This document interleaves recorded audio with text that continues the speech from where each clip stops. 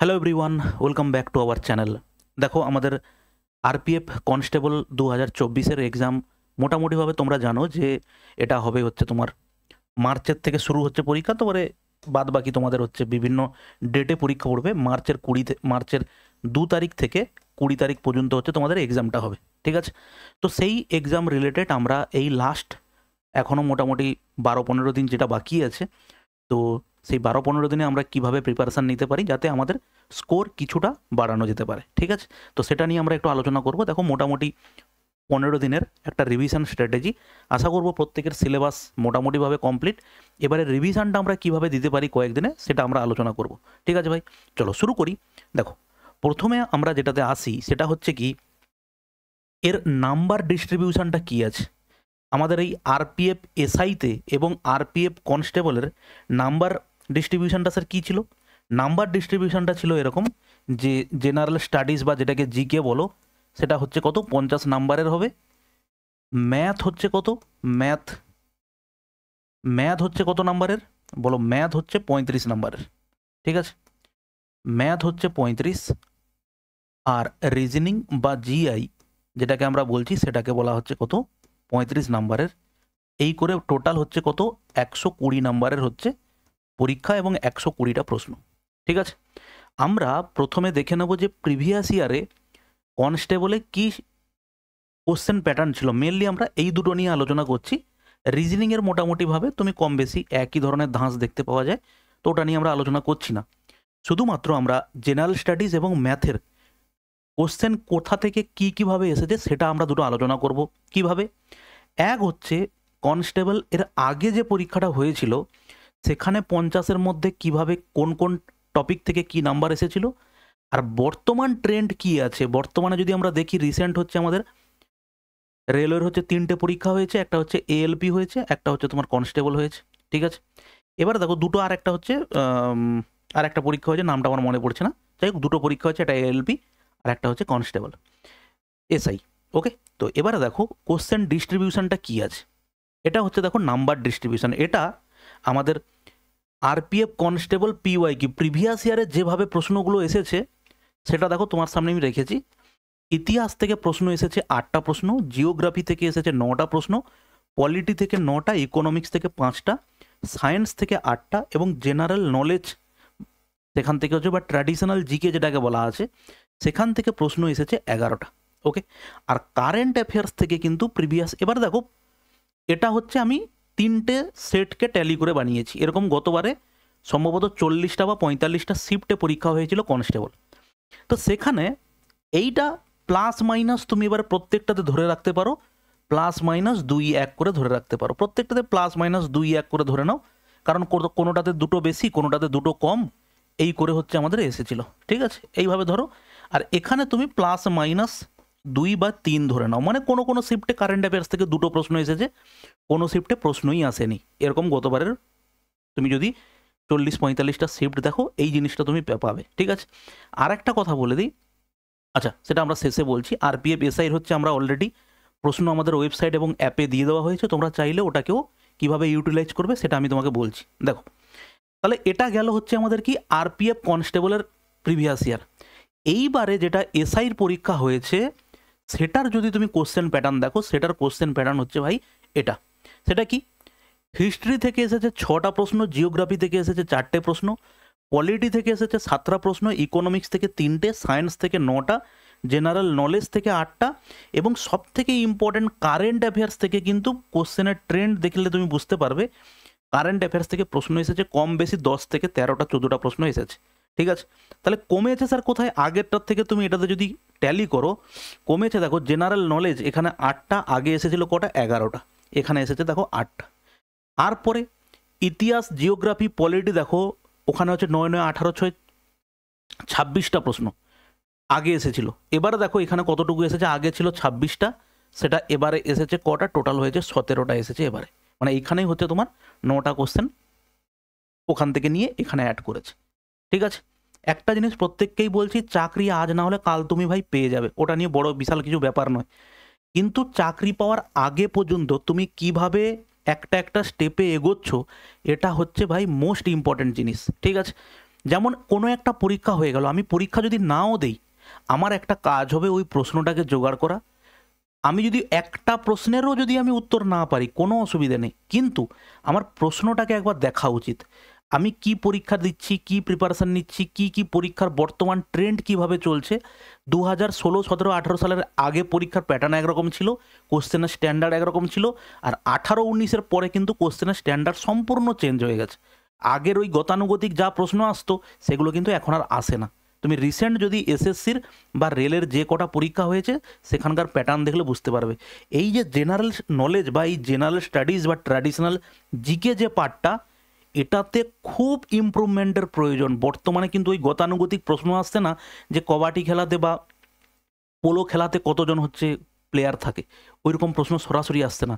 একদম প্রশ্ন তুলছে কারেন্ট অ্যাফেয়ার্সের সঙ্গে লিঙ্ক করে, যে এইবারে রাজীব গান্ধী খেলরত্ন অ্যাওয়ার্ড জিতেছিলেন ইনি, ইনি কোন খেলার সঙ্গে যুক্ত।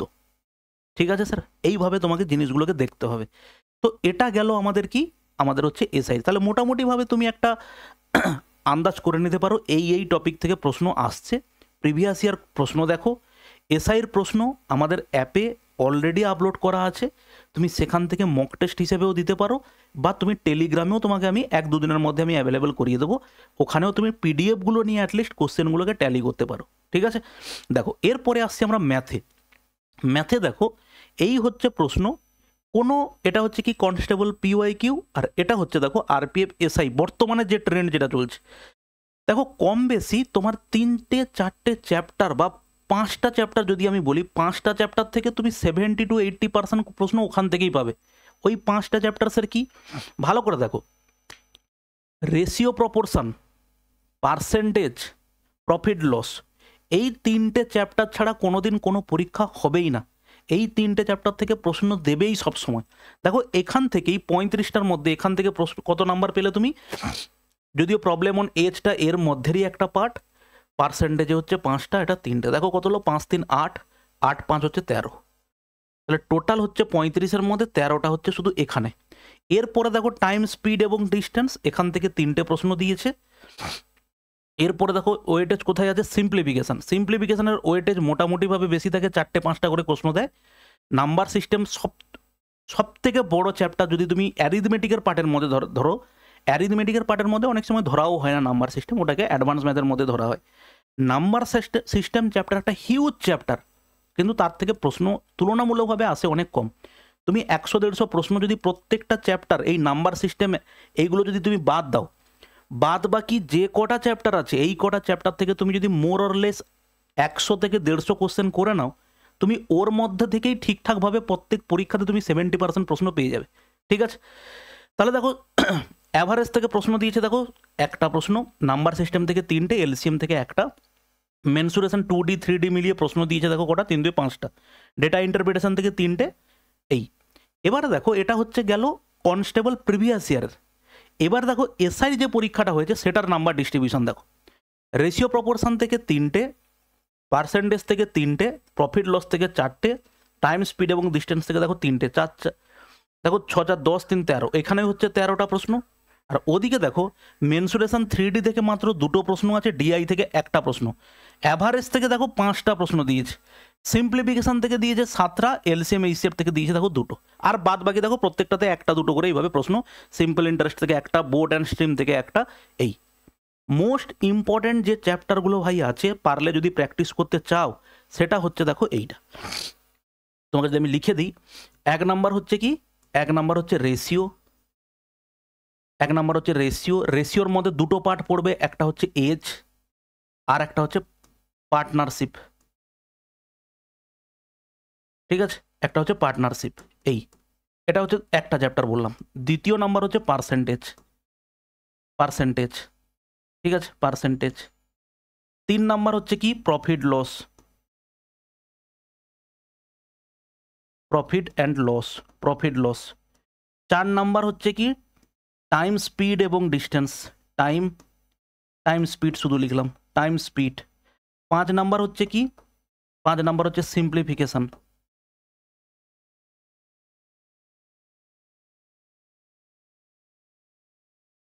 এই কটা চ্যাপ্টার মিলে তুমি যদি চেক করে দেখো প্রত্যেকটা পরীক্ষাতে ভাই, দেখো 3 এখানে ধরো কত 6 4 10 3 13, 13 সাথে হচ্ছে 20, 20 দেখো এইখান থেকে দেখো তুমি 20টা প্রশ্ন পেয়েছো। তুমি প্রিভিয়াস দেখো, এটা হচ্ছে এসআইয়ের বোর্ড প্রেজেন্ট ইয়ারের, তুমি প্রিভিয়াস ইয়ার দেখো 3 2 5, 5 5 10, 10 3 13, 13 3 হচ্ছে দেখো 16, 16 আর 4 দেখো 20।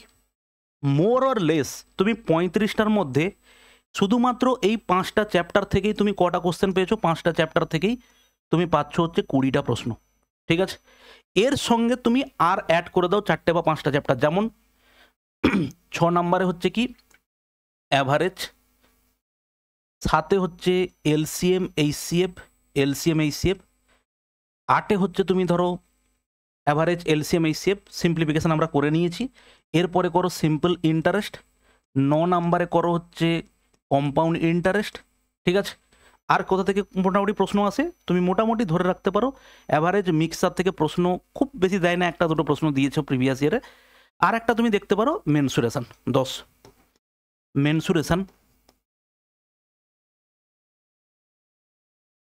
মেনসুরেশন 2D এবং দেখো 3D। এই তুমি এখানে 20টা প্রশ্ন আর এখান থেকে তুমি 7টা থেকে হচ্ছে 8টা প্রশ্ন মিনিমাম তুমি প্রত্যেকটা পরীক্ষায় তুমি এই ডিভিশন পাবেই পাবে।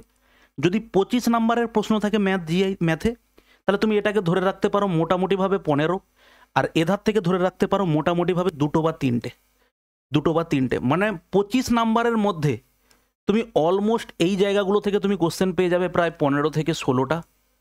আর যদি 35 নম্বরের প্রশ্ন হয় তুমি এখান থেকেই পেয়ে যাবে 15 আর 7 মোটামুটিভাবে 23 থেকে 24টা থেকে 25টা প্রশ্ন। দেখো এরপরে তোমাকে বাদ বাকি এইগুলো থেকে তুমি নাম্বার শিওর পাবে। এর পরে যেগুলো আছে না সেগুলোর জন্য তোমাকে খাটতে অনেক হবে বেশি, কিন্তু সেখান থেকে স্কোর হবে অনেক কম। এই হচ্ছে ব্যাপার। নাম্বার সিস্টেম হিউজ একটা চ্যাপ্টার, তার থেকে প্রশ্ন দেবে হার্ডলি 1টা বা 2টো বা 3টে, ঠিক আছে ভাই। এই গেল হচ্ছে আমাদের নাম্বার ডিস্ট্রিবিউশন। ইম্পর্টেন্ট হিসেবে বলতে পারি তুমি এই চ্যাপ্টারগুলোকে এখন ভালো করে এই কদিন একবার রিভিশন দিয়ে নাও, এই হচ্ছে ব্যাপার। আর আমার ইউটিউবে তুমি প্লে লিস্ট ধরে এই যেগুলো করানো আছে মোর দ্যান এনাফ তোমার পরীক্ষা ক্লিয়ার করার জন্য, এটুকু তোমাকে আমি গ্যারেন্টি দিয়ে বলতে পারি। একটা চ্যাপ্টার থেকে ভাই বেসিক কনসেপ্ট থেকে অন্তত 7টা 8টা ক্লাস করানো আছে, তার সঙ্গে প্রিভিয়াস ইয়ারের কিছু প্রশ্ন করানো আছে, ওগুলো যদি তুমি করে নাও তোমাকে আর এক্সট্রা কিচ্ছু করতে হবে না। একদম গ্যারেন্টি দিয়ে বলতে পারি, তুমি পরীক্ষা দিয়ে এসে নিজের থেকেই বলতে পারবে যে কোথা থেকে কী প্রশ্ন দিয়েছে, ঠিক আছে। এই হচ্ছে গেল ব্যাপার। এবারে আসি মক টেস্ট। দেখো অলরেডি আমরা কিন্তু 10টা মক টেস্ট অ্যারেঞ্জ করেছি। অলরেডি আমাদের মক কতদূর পর্যন্ত হয়েছে? 16, মানে অলরেডি আমাদের 5টা মক কিন্তু আমরা কমপ্লিট করে ফেলেছি। এবং সেই মকগুলো তুমি কোথায় দিতে পারবে? তুমি আমাদের অ্যাপটা ডাউনলোড করো, প্লে স্টোর থেকে অ্যাপ আছে, অ্যাপটা ডাউনলোড করলে তুমি এখানে ফ্রি মক বলে অপশানটা পেয়ে যাবে। এইখানে এই যে ফ্রি টেস্ট সিরিজে গেলে তুমি হচ্ছে এরকম করে পরপর পেয়ে যাবে। ফ্রি টেস্ট সিরিজটা খুললে এইভাবে একদম প্রথমে দেওয়া আছে RPF constable free mock test. 10টা মক টেস্ট এখানে পরপর থাকবে। এটা হচ্ছে 1 নম্বর মক টেস্ট, 2 নম্বর 3 নম্বর করে পরপর। তুমি যদি অ্যাপে মক টেস্ট দিতে চাও তুমি এখানে মক পেয়ে যাবে। এবং এইখানে যে ভিউ বলে অপশানটা আছে এটাতে যদি তুমি ক্লিক করো এখান থেকে তুমি পেয়ে যাবে পিডিএফ, ঠিক আছে। এবং পিডিএফটা তুমি আর এক জায়গা থেকে পেতে পারো, সেটা হচ্ছে স্যার আমাদের টেলিগ্রাম ডেসক্রিপশানে লিঙ্ক দেওয়া আছে, ওখানে চলে যাও, ওখান থেকে তুমি পেয়ে যাবে। দেখো এই টেলিগ্রামে এখানে সমস্ত পিডিএফ অ্যাভেলেবেল করানো আছে আরপিএফ কনস্টেবল মক 4। এবারে এই পিডিএফটাকে তুমি কিভাবে প্র্যাকটিসের জন্য ইউটিলাইজ করবে সেটা তোমাকে আমি বলছি। তার আগে আমি তোমাকে ওয়েবসাইটটা বলে দিই। তুমি চাইলে কম্পিউটার থেকে, তুমি তো পরীক্ষা দিতে যাবে কিসে, যেখানে তুমি পরীক্ষা দেবে সেটা কম্পিউটারে পরীক্ষা হবে, তুমি ঠিক সেমভাবে তুমি আমাদের ওয়েবসাইটে যদি চলে যাও mathswithminmoysar.classx.co.in, তুমি mathswithminmoysar বলে গুগলে সার্চ করবে, প্রথমে তুমি পেয়ে যাবে ওয়েবসাইট, ঠিক আছে। ওয়েবসাইটে গেলে তুমি ফ্রি টেস্ট সিরিজ অপশানে যাও। দেখো এখানে তোমার দুটো জিনিস তোমাকে প্র্যাকটিসের জন্য বলছি। এক, RPF constable free mock test, দেখো ভিউ ডিটেলস করো, এখানে হচ্ছে টোটাল এখনও পর্যন্ত 5টা মক টেস্ট আমাদের আপলোড হয়ে গেছে। ডেট ওয়াইজ 10টা মক টেস্ট টোটাল করাচ্ছি এবং তুমি এখানে পিডিএফও পেয়ে যাবে। প্রত্যেকটা মক টেস্টে ভিউ পিডিএফ করলে এখানে পিডিএফ তুমি দেখতে পাবে, ঠিক আছে। এই হচ্ছে দেখো আমাদের ক্লাসের পিডিএফ, মানে মকটার পিডিএফ এটা, ঠিক আছে। আচ্ছা, আর একটা জিনিস তুমি মোস্ট ইম্পর্ট্যান্ট হচ্ছে আমাদের আরপিএফ এর রিসেন্ট ইয়ারের যে 15টা সেটে পরীক্ষা হয়েছিল তুমি ওগুলোকেও মক টেস্ট হিসেবে দাও, তাহলে রিসেন্ট এক্সাম ট্রেন্ড সম্বন্ধে তোমার কি হবে, একটা ধারণা তৈরি হবে। তুমি এই ভিউ ডিটেলস করো, তুমি অ্যাপেও এটা পেয়ে যাবে, ওই দেখবে কনস্টেবল, তার নিচেই দেখতে পাবে আরপিএফ এসআই 2024 পিওয়াইকিউ, এইটা RPF SI 2024 all 15 sets PYQ. এখানে তুমি দেখো অলরেডি 5টা আপলোড হয়েছে, বাদ বাকি হচ্ছে পরপর আপলোড হয়ে যাবে। এখানে তুমি এখানেও যদি মক টেস্ট দিতে চাও তুমি সেম দেখো, এখানে রিঅ্যাটেম্প করো, বা আমি অ্যাটেম্প করেছিলাম বলে রিঅ্যাটেম্প দেখাচ্ছে, তুমি এখানে এগ্রি করো। দেখো এবারে তুমি হচ্ছে এখানে মক টেস্ট দিতে পারবে, একদম সেম ইন্টারফেস যেটা হচ্ছে তুমি পরীক্ষা হলে পাবে, সেই ইন্টারফেসটা তুমি এখানেও দেখতে পাবে। ধরো আমি একদম 6 নম্বরের প্রশ্ন দেখো, 6 নম্বরের প্রশ্ন, একটি সংখ্যা যখন 50% বৃদ্ধি পায় তখন 3720 দেয়, সংখ্যাটি কত, তুমি একটা চেক করো, চেক করে হচ্ছে সেভ অ্যান্ড নেক্সটে চলে যাও, সঙ্গে সঙ্গে এখানে তুমি পেয়ে যাবে। ঠিক আছে, তো তুমি এইভাবে এসআইয়ের মকগুলোকেও দাও, আমাদের যে 10টা কনস্টেবলের মক টেস্ট বানিয়েছি সেগুলোকে দাও, আর এসআইয়ের হচ্ছে যে আমাদের টোটাল সেটগুলো প্রিভিয়াস ইয়ারের যেগুলো পরীক্ষা হয়েছে সেগুলোকেও তুমি একবার করে দাও। এবারে আমাদের টার্গেট হচ্ছে যে এখানে প্র্যাকটিসটা স্যার কীভাবে করব। শুধু মক টেস্টে ভাই কোনো দিন জ্ঞান বাড়ে না, তুমি এইটুকু জানবে। আমি অনেক জায়গায় বিভিন্ন জনকে বলতে দেখি, স্যার আমি তো এতগুলো মক দিয়েছি আমার স্কোর বাড়ছে না। ভাই মক দিলেই স্কোর কোনো দিন বাড়ে না। আর দ্বিতীয় নাম্বার কথা, তুমি যে যত দামি যত ভালো ইনস্টিটিউশনারি মক নিয়ে নাও, মকের সঙ্গে আসল এক্সামের পার্থক্য হচ্ছে আকাশ পাতাল হয়ে যাবে। কোনো দিন এই এক্সপেকটেশন রাখবে না আমি যে 50টা মক দিয়ে দিয়েছি অতএব 50টা শুধু মক দিয়ে চলে গেছি আমার পরীক্ষায় প্রশ্ন চলে আসবে, এরকম নয়। তাহলে স্যার কীভাবে মকগুলোকে ইউটিলাইজ করা যেতে পারে, অলরেডি আমরা মক টেস্ট কীভাবে অ্যানালাইজ করা হয় তার একটা ভিডিও বানানো আছে প্লে লিস্টে, দেখবে স্ট্র্যাটেজি বলে একটা প্লে লিস্ট আছে, ওখানে বানানো আছে। তাও তোমাকে এখানে একবার বলে দিচ্ছি, ভালো করে দেখে নাও। ধরো তুমি যে কোনো একটা মকের পিডিএফ নিয়ে নাও, এক্সামটা দিলে তুমি অ্যাট এ টাইম কত স্কোর করতে পারছো দেখে নাও, তাহলে তোমার সেই জায়গাটা বুঝতে পারবে। এবারে অনেকে কমেন্ট করতে দেখেছি, স্যার কোশ্চেনের স্ট্যান্ডার্ড অনেক হাই হয়ে যাচ্ছে, মেন পরীক্ষায় কোশ্চেন তোমাকে সহজ দেবে, এটা তোমাকে কে বলেছে? এটা কোনোদিন কি ভাই হয় যে পরীক্ষা স্যার সহজ করে প্রশ্ন? এই প্রশ্ন তো স্যার কনস্টেবলের জন্য নয়, এই প্রশ্ন হচ্ছে স্যার এনটিপিসির জন্য, এরকম ভাই হয় না, এরকম কোনো স্ট্যাম্প দেওয়া প্রশ্ন হয় না। সব সময় স্ট্যান্ডার্ডকে হাই রাখার চেষ্টা করো, কারণ তুমি যেটা ভাবছো যে স্যার এটা তো কঠিন প্রশ্ন হয়ে যাচ্ছে, কেউ না কেউ আছে ওই প্রশ্ন সলভ করে দেবে, অতএব তুমি তার থেকে পিছিয়ে চলে যাবে। কোনোদিন এই মাইন্ডসেট নিয়ে এগোবে না, আমি তো কনস্টেবল পরীক্ষা দিতে যাচ্ছি অতএব আমি সহজ প্রশ্ন পড়বো, এসআই পরীক্ষা দিতে যাচ্ছি একটু কঠিন প্রশ্ন পড়বো। গ্রুপ ডি এর প্রশ্ন যদি দেখো না, জীবন চলে যাবে একবারে, এরকম অবস্থা। গ্রুপ ডি এর প্রশ্ন কিছু কিছু শিফটে এত বেশি স্ট্যান্ডার্ড, এনটিপিসির থেকে অনেক কোশ্চেন স্ট্যান্ডার্ড দিয়েছে। ঠিক আছে, সেগুলো আমরা পরবর্তীকালে কোনোদিন আলোচনা করব। দেখো তুমি যদি এই হচ্ছে মকটা খুললে, ঠিক আছে, প্রথমে হচ্ছে এগুলো রিজনিংয়ের প্রশ্ন দেওয়া ছিল, তো আমরা সেখান থেকে আমরা যাব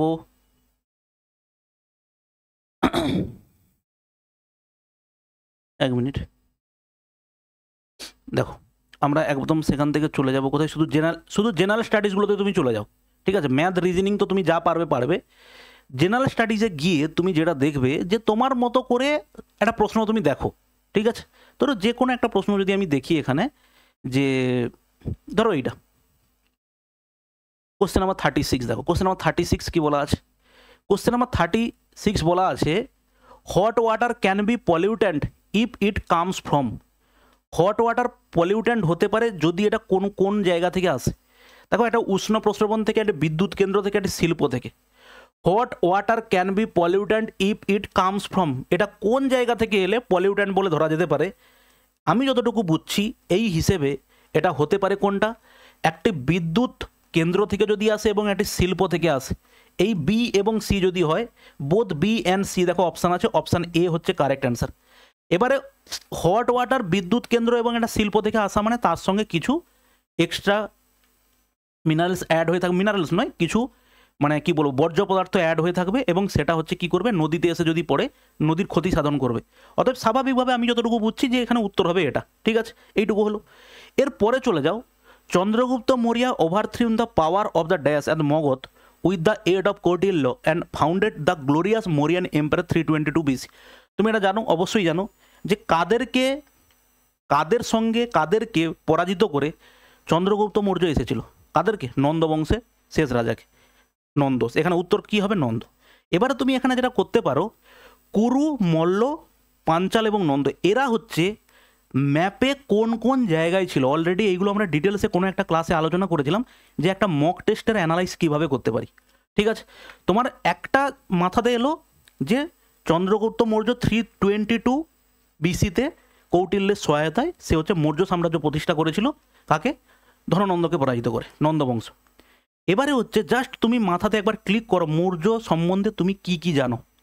ঠিক আছে, নন্দ সম্বন্ধে তুমি কি কি জানো, একবার মাথাতে ক্লিক করলে যদি 4-5টা পয়েন্ট মনে আসে খুব ভালো, ভালো জায়গাতে তুমি আছো। যদি একটাও পয়েন্ট বা দুটোর বেশি পয়েন্ট মাথাতে না আসছে, সঙ্গে সঙ্গে বই খোলো, বই খুলে জাস্ট একবার চোখ বুলিয়ে নাও। এই যে অ্যাক্টিভ করছো মাইন্ডটাকে, এই অ্যাক্টিভনেসটাই তোমাকে জিনিসগুলোকে মনে করতে সাহায্য করবে। তুমি দেখো, তুমি যে একটা ইন্টারেস্ট নিয়ে পড়াটা শুরু করেছো, যে আমি দেখি তো চন্দ্রগুপ্ত মৌর্য যে জায়গাটাতে আমি পড়েছিলাম বা আমার খাতায় যদি নোট করা থাকে সেখানে আর কি কি পয়েন্ট আছে, তখনই তোমার প্র্যাকটিসটা একটা টপ জায়গাতে যাবে। না হলে পড়ে নিলাম কাকে হারিয়ে, নন্দকে হারিয়ে, চলো নেক্সট কোশ্চেন, এবার চলে গেলাম আমরা নেক্সট কোশ্চেন। তারপরে কি আছে, where was the 17th International Earth Science Olympiad held from August 8 to 2024? কোথায় স্যার, এটা তো জানি না। তো জানি না যখন, জেনে নিতে হবে, স্বাভাবিক ব্যাপার।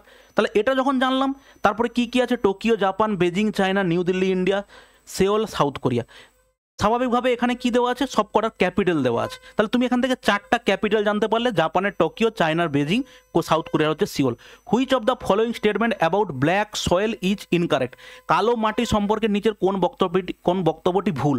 ঠিক আছে, it is found along the Deccan trap, it is a good capacity hold moisture, it develops deep crack during hot water, it is rich in phosphoric content. এদের মধ্যে যেটা হবে দেখে নেবে। এবার তুমি দেখে নেবে যে ব্ল্যাক সয়েল সম্বন্ধে আমরা কি কি জানতে পারি। ব্ল্যাক সয়েল সম্বন্ধে আমি যদি কিছু নাও জানি, সঙ্গে সঙ্গে আমি বইটা খুলবো, বই খুলে বা আমার যে নোটটা আমি যদি আগে বানিয়েছি খুলে দেখে নেবো যে ব্ল্যাক সয়েল আমাদের দেশের কোথায় কোথায় পাওয়া যায়, ব্ল্যাক সয়েলে কোন কোন সবজি ভালো তৈরি হয় বা কী কী বেশি তৈরি হয়, উৎপাদন কি হয়। ঠিক আছে ভাই, তো এই রকমভাবে তুমি যদি প্র্যাকটিসটা করো, বেশি না 15 থেকে 20টা সেট যদি তুমি এইভাবে প্র্যাকটিস করে নাও না, তুমি তারপরে এসে মক দাও, তুমি নিজেই দেখতে পাবে তোমার মকের ইমপ্রুভমেন্ট কী হবে। কারণ তুমি 15 থেকে 20টা যখন মক দেবে না, 50টা করে প্রত্যেকটা সেটে, মানে তুমি 1000 কোশ্চেনের হচ্ছে মক দিচ্ছ, জেনারেল স্টাডিজের কথা বলছি। 1000 কোশ্চেন তুমি যখন এইভাবে ইউটিলাইজ করবে, 1000 কোশ্চেনের রিলেটেড তুমি তার সঙ্গে আরও 5টা করে কোশ্চেন পড়ে নিতে পারবে। 5000 কোশ্চেন ভাই পড়ে নিলে নর্মাল যে কোনো স্টুডেন্টের পক্ষে ম্যাক্সিমাম ক্যাপাসিটি তুমি 7-8 হাজারের বেশি প্রশ্ন মনেই রাখতে পারবে না, এর বেশি তোমার সম্ভবই নয়। অতএব চেষ্টা করো এইভাবে জিনিসগুলোকে ইউটিলাইজ করার, দেখবে তাহলে আশা করা যায় এটা হচ্ছে তোমাকে অনেক ইমপ্রুভমেন্ট ঘটাবে। ঠিক আছে ভাই, চলো এই হচ্ছে তোমাদেরকে বলার, ভালো করে প্র্যাকটিস করো, আর পারলে মক টেস্টগুলো দাও। আর এসআইয়ের মক টেস্টগুলো আমি বলবো ডেফিনেটলি দাও এবং অ্যানালাইজ করে যাও।